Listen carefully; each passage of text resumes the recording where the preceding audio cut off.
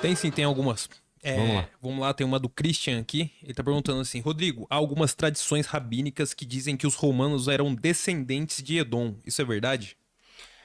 Eu já ouvi falar disso, mas como eu não tenho a fonte primária, tá certo? No Talmud, eu sei que Roma é tratada como Babilônia. E na carta de Pedro também. Os romanos são chamados de Babilônia, de Roma. É a maneira jocosa de falar deles. Você tá entendendo? Mas eu desconheço uma fonte primária para afirmar positivamente ou negar a informação. Tem outra aqui do Pedro, ele tá falando assim: o templo será reconstruído com o domo destruído? Olha, boa pergunta, Pedro. Eu vou até aproveitar a oportunidade para tirar um mito aqui.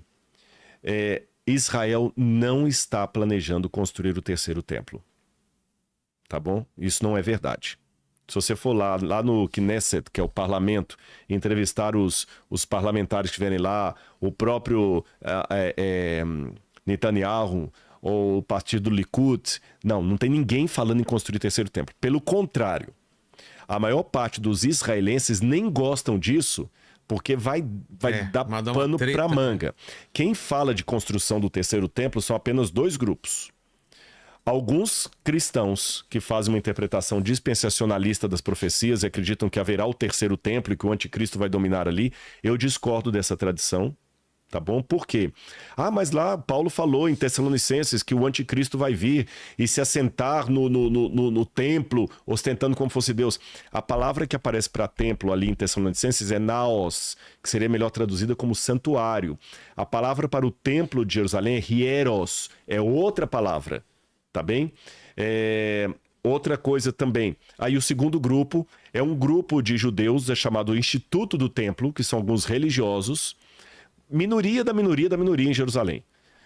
Que eles têm lá o Instituto do Templo, e eles ficam treinando os sacerdotes, e eles têm lá a menorá, que eles colocam na praça lá, eles sonham com a vinda do templo, mas isso dificilmente vai acontecer.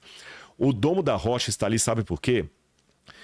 Em 613 de nossa era, os muçulmanos tomam, os persas, olha que interessante, os persas, que dominam a região ali, em 250 você tem os persas que dominam muito da região ali, os partas, eram um grupo da Pérsia, eles acabam se convertendo ao islamismo, como alguns árabes também da Península Arábica. Então, em 690 de nossa era, eles constroem o Domo da Rocha, que é aquela cúpula dourada. Só que nessa época a cúpula não era dourada. O Domo da Rocha... Mostra se tiver uma foto. Coloca Jerusalém em vista panorâmica. Cartão postal. Essa cúpula dourada, em 690, quando ela foi construída, ela não era dourada. Ela não tinha essa cor de ouro que hoje ostenta os cartões postais de Jerusalém. Ela era de uma cor chumbo, tá certo? E ela era um lugar que demarcava, de acordo com a tradição muçulmana, isso não está no Alcorão, está na tradição muçulmana posterior, que de Jerusalém, Maomé foi assunto ao céu e ele encontra com Ibrahim, que seria Abraão, Isá, que seria Jesus, e Musa, que seria Moisés. Então ele subiu daí. Então eles construíram essa cúpula. Só que quando teve a guerra de 6 dias, que Jerusalém foi tomada, Moshe Dayan não destruiu o Domo da Rocha, porque ele falou, se eu destruir isso aqui, aí eu vou criar um problema com os países árabes. Então, para fazer um acordo e não ser atacado, eles falaram, olha, faz o seguinte, essa parte aqui vai ser controlada pela Jordânia, por isso que o rei da Jordânia mandou trazer aquela cúpula dourada de ouro, não sei quantos quilos de ouro que tem lá, é um ouro caríssimo, veio da Jordânia, e a Jordânia administra aí hoje, tá certo? E está aí até hoje. E essa cúpula não é chamada de Mesquita de Omar. Ela não é mesquita, é apenas uma cúpula dourada. Ela não é de Omar, a Mesquita de Omar fica no outro canto, e a mesquita que tem nesse espaço é de Al-Aqsa, que é um outro lugar. Bom, a mesquita que é sagrada é aquela outra que a abóbada é mais escura, né? Mais escura, que é Al-Aqsa. Tá. Agora, aí seria o lugar do templo. Mas não há nenhum interesse em derrubar isso para construir o templo, tá bem? Vamos lá, tem uma aqui do Tânios. Ele tá perguntando assim... Eu lembrei do Thanos. Thanos, do estalo, né? Ele tá querendo saber se cristão pode praticar cabala judaica, quer saber se é pecado. esse negócio de definir o que é pecado e o que não é pecado é muito relativo. Eu, particularmente, tenho inclusive um grande amigo aí que é judeu e aprecia muito a Cabala, que é o Rabino Ventura, que já veio esteve aqui, inclusive. Ventura, beijo no coração. Mas ele escreveu, inclusive, livros sobre isso. Mas eu, particularmente, não endosso as crenças cabalísticas, tá certo? São algo que veio posterior ao cerne do Antigo Testamento da Tanar, pelo menos a minha interpretação. Então, respeitosamente, eu não subscrevo as interpretações cabalísticas. E também não vejo congruência entre a Cabala e o cristianismo, tá bem? Porque a Cabala primeiro surgiu no seio do judaísmo. E até estudos que notam que algumas das práticas desse judaísmo rabínico posterior foram justamente para combater a teologia cristã do apóstolo Paulo, principalmente aquilo que nasceu com Akiva no 2º século, na época de Bar Kokhba. Então eu, particularmente, não subscrevo as crenças cabalísticas, respeito, mas não as subscrevo e não vejo comunhão entre a Cabala e o cristianismo. Agora, daí a falar, você está pecando ou não está pecando, eu não tenho essa jurisdição. Eu não recomendaria, não acho que há ligação teológica entre as duas vertentes. Espero ter respondido aí. O jogador, ele tá perguntando assim, Rodrigo, sobre Gênesis, a serpente falou ou não é literal? Eu entendo que é literal, que o Gênesis é uma história literal, só que a serpente não necessariamente falou. A Bíblia fala que o diabo, Satanás, usou a serpente, tá certo? Quase como um exercício de ventriloquia ali. Então não foi necessariamente a serpente que falou, foi o diabo que usou a serpente. Assim como no caso de Balaão, não foi necessariamente a mula que falou, mas quem sabe o Espírito de Deus usou a mula para... Mas não sei se foi você que falou aqui, ou um outro estudioso, que a serpente que tá lá no Gênesis não é exatamente a serpente que a gente tem aqui, que teria patas... Sim, então, eu não sei se eu falei aqui, mas eu subscrevo isso, eu concordo com isso. Ela era um animal lindo...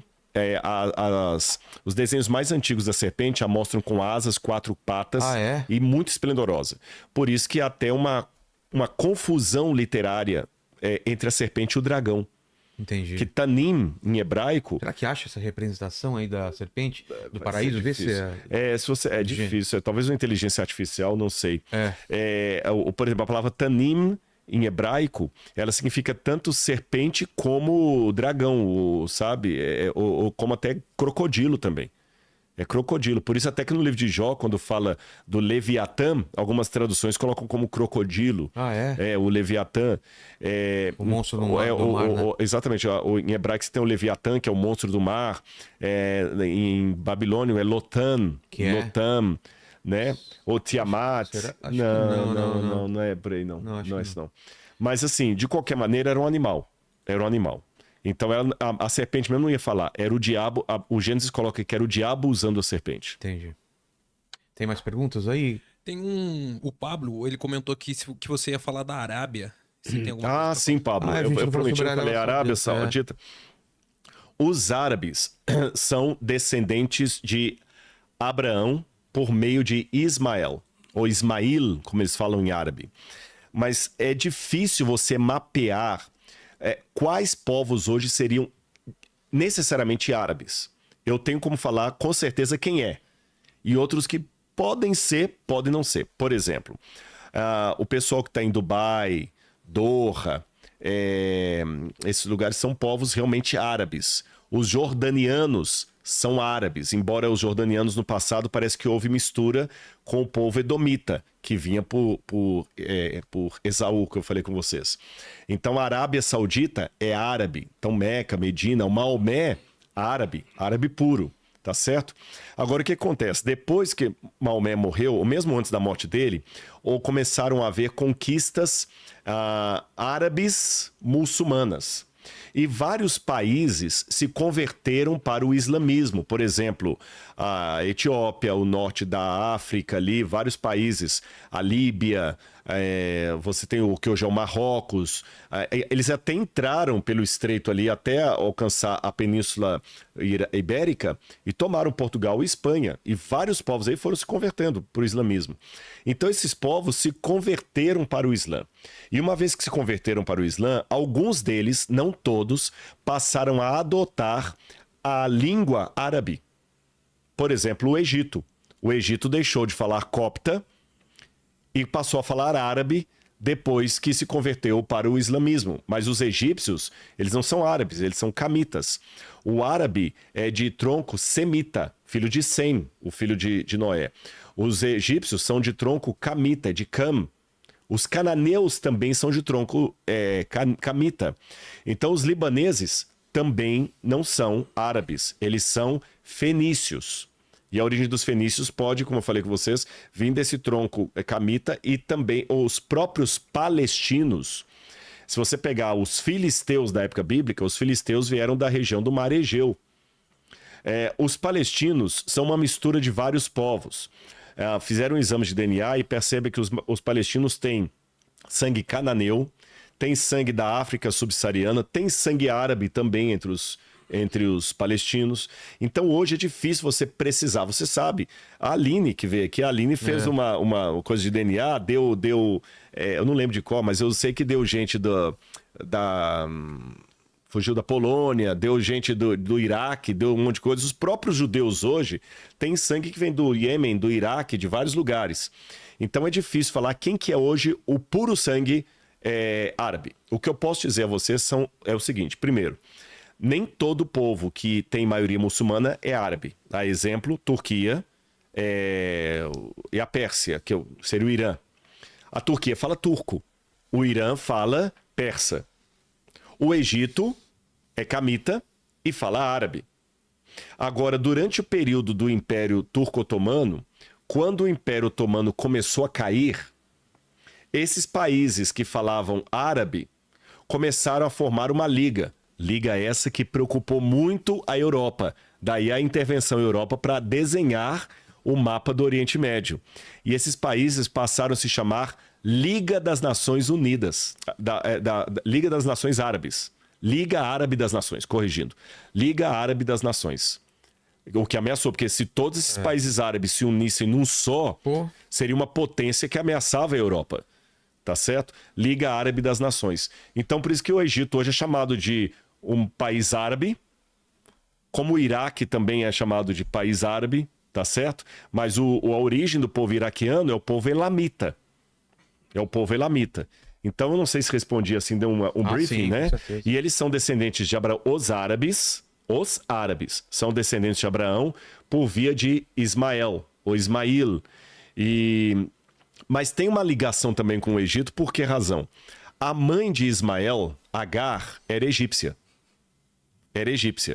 Então, Ismael tem uma liga ali. E quando o José do Egito é vendido pelos irmãos, ele é vendido para uma caravana de ismaelitas que estão indo para o Egito. Entendi. Aqui foi. Foi. Rodrigo, é contigo aí, cara. Agradecer demais. Eu que aula quero a gente teve agradecer. hoje. Obrigado, viu? Obrigado demais. Eu não sei se o pessoal está perguntando aí sobre o devocional, se alguém quiser adquirir. Como que faz? Você pode entrar no meu perfil do Instagram lá, tem o link. Ou você pode entrar na página da Casa Publicadora Brasileira. Vamos colocar Tá também bom? na descrição. Da Casa Publicadora Brasileira. Lá na descrição, lá a Laura depois passa o link para vocês. Cara, obrigado aí. demais. Obrigado, eu espero que você goste. Vilela, gostar. você sabe que eu não sou demagogo. Cara, você é um parceiraço. Obrigado Mesmo. Sempre oro por sua família, pelo Noah, sua esposa. Eu lembro o dia que você se emocionou aqui pelo seu pai. Você é humano, você sabe pela sua saúde. Que Deus abençoe você. E você que concorda comigo, que discorda de mim, você que me considera cristão, que me considera herege, você que me considera legal, você que me considera um farsante, não importa. Deus te ama acima de tudo. E eu ia te pedir isso, Rodrigo. fique na graça Sempre de Deus, peço no viu? final assim, fala com quem tá passando um momento difícil em casa. Eu acho que de repente pode cair esse trecho pra ele. E já na hora caiu que no passado. Eu sei de pessoas que falam assim, eu te assisti no Vilela e me ajudou. Então. O que eu posso dizer é o seguinte, olha, atrás do Rodrigo teólogo, do Rodrigo aí das redes sociais, existe um ser humano com muito medo, sabe? Uma criança emocional. Mas eu me apego ao Deus que me dá força para ser aquilo que de mim mesmo eu não conseguiria ser. Então você que está assistindo aqui através do Inteligência Limitada, você que está assistindo pelo meu canal Rodrigo Silva Arqueologia, eu quero dizer a você que eu posso não estar passando pela dor que você está passando nesse momento, mas dor é dor. Não importa se é uma enxaqueca terrível, ou uma dor de dente, ou uma dor no ciático. Uma pessoa que está com uma dor terrível no ciático Pode falar para alguém que está com pedra nos rins, você não me entende. Mas o que está com pedra nos rins fala assim, mas você não sabe o que é ter uma pedra no rim. No fim das contas, o que nos iguala é a nossa humanidade, as nossas dores, a nossa fraqueza. Então, tenha certeza que você pode ajudar o seu irmão e o seu irmão pode ajudar você. E nesse momento, eu quero orar por você, se você me permite. Quero pedir que Deus abençoe a mim, ao Vilela e a tantas pessoas que estão assistindo. Quantos que estão conosco na live? Eu sei que são os dois. Um total de 18 mil pessoas assistindo essa live. 18 mil competindo com o futebol que eu sei que está passando hoje. Deus tem um plano para sua vida. Deixa eu abençoar você. Não em meu nome, mas em nome do Criador do Universo. Posso? Senhor, meu Deus, meu Pai. Eu abençoo a todos que estão conosco agora através dessa live, essas 18 mil pessoas do Brasil e do exterior. Ajuda cada um, Senhor, na sua dor, na sua dificuldade, como o Senhor tem me ajudado tanto, Pai. O Senhor tem me pegado tanto no colo, assim, o Senhor tem me abraçado tanto. Houve momentos em que eu não senti o teu amor, não senti a tua proteção, me senti abandonado. Mas o Senhor estava ali. Ajude essas pessoas agora, Senhor, como o Senhor tem estado comigo. Eles são teus filhos, mesmo que alguns deles me odeiem. Jesus na cruz falou, Pai, perdoa-os porque não sabem o que fazem. Mesmo que outros me admirem, que eles possam enxergar não a mim, mas o Deus que eu estou querendo representar humildemente. Que eles possam sentir o teu amor através de mim e do Vilela, Senhor. É o que eu te peço. Nós brincamos aqui e rimos, mas falamos da tua palavra. Obrigado, Senhor. Obrigado. O programa se chama Inteligência Ilimitada, mas a sabedoria vem de ti. O canal se chama Rodrigo Silva Arqueologia, mas a glória pertence ao Senhor dos céus e da terra. Obrigado, Pai. Nós te amamos. Em teu nome. Amém. Beijo no coração de vocês. Obrigado.